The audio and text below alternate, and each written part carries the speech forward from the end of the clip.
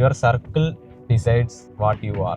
സംശയം ഉണ്ടെങ്കിൽ നിങ്ങൾ നിങ്ങളുടെ ലൈഫിലോട്ടൊന്ന് തിരിഞ്ഞു നോക്കിയാൽ മതി. നമ്മുടെ ഫ്രണ്ട്സ് ആയിക്കോട്ടെ, നമ്മുടെ ഫാമിലി അല്ലെ കസിൻസ് ആയിക്കോട്ടെ, നമ്മൾ കുറച്ച് കാലം അവരോട് ഇടപഴകി കഴിയുമ്പോൾ അവരുടെ കുറച്ച് ബിഹേവിയർ നമുക്ക് വരും. May be way of talking ആവാം, അല്ലെങ്കിൽ ചില ആക്ഷൻസ് ആവാം. കുറെ കാര്യങ്ങൾ നമ്മൾ അവരുടെ കോപ്പി ചെയ്യും. കോപ്പി അല്ല, ഒരു ഇൻഫ്ലുവൻസ് എന്ന് പറയാം. അത് അറിയാതെ വരുന്നത്, നമ്മൾ മനഃപൂർവ്വം എടുക്കുന്നില്ല, അറിയാതെ നമ്മളിലേക്ക് അത് ഇൻഫ്ലുവൻസ് ആകുന്നുണ്ട്. എല്ലാ കാര്യത്തിലും ഇത് വളരെ ഇമ്പോർട്ടന്റ് ആണ്. വലിയ വലിയ ആളുകൾ പറയുന്ന അല്ലെങ്കിൽ ഒരു ഡീപ്പ് കോട്ടായിട്ടുള്ളതാണ്, your circle decides what you are, അല്ലെ? അതായത് നമ്മളുള്ള സർക്കിളാണ് തീരുമാനിക്കുന്നത്.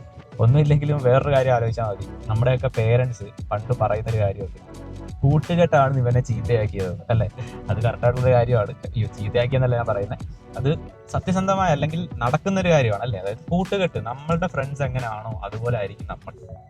ഇപ്പോൾ ഒരു എക്സാമ്പിൾ, നമ്മുടെ ഫ്രണ്ട്സിനൊന്നും ജോലിയില്ല, വലിയ പഠിപ്പൊന്നുമില്ല, ഗ്രൗണ്ടിലൊക്കെ പോയി ഇങ്ങനെ കളിച്ച് ചിരിച്ചൊക്കെ നടക്കുവാണ്, പറഞ്ഞ എക്സാമ്പിൾ പറയുകയാണ്. അപ്പോൾ അങ്ങനെയുള്ള ഒരു മൈൻഡ് സെറ്റിലുള്ള ആൾക്കാരാണെങ്കിൽ നമ്മളും ഓവർ ദ ടൈം അവരെ പോലെ ആവും. പക്ഷെ നമ്മുടെ കൂടെ ഉള്ള ഒരു 5 ഫ്രണ്ട്സ്, അവർ നല്ല ഒരു എന്റർപ്രണർ മൈൻഡ് സെറ്റ് ആണ്, അല്ലെങ്കിൽ ഒരു ബിസിനസ് മൈൻഡ് സെറ്റ് ആണ്, ക്യാഷ് ഉണ്ടാക്കണമെന്ന മൈൻഡ് സെറ്റിലുള്ള ആളുകളാണെങ്കിൽ നമ്മളും ആ രീതിയിൽ വളരും. അതിന്റെ ഫസ്റ്റ് സ്റ്റെപ്പ് ഇത് തന്നെയാണ്, അതായത് നമ്മുടെ സർക്കിൾ. അത് ഭയങ്കര ഇമ്പോർട്ടന്റ് ആണ്. ലെറ്റ്സ് സേ നമുക്ക് നമ്മുടെ മെയിൻ കാര്യത്തിലേക്ക് വരാം.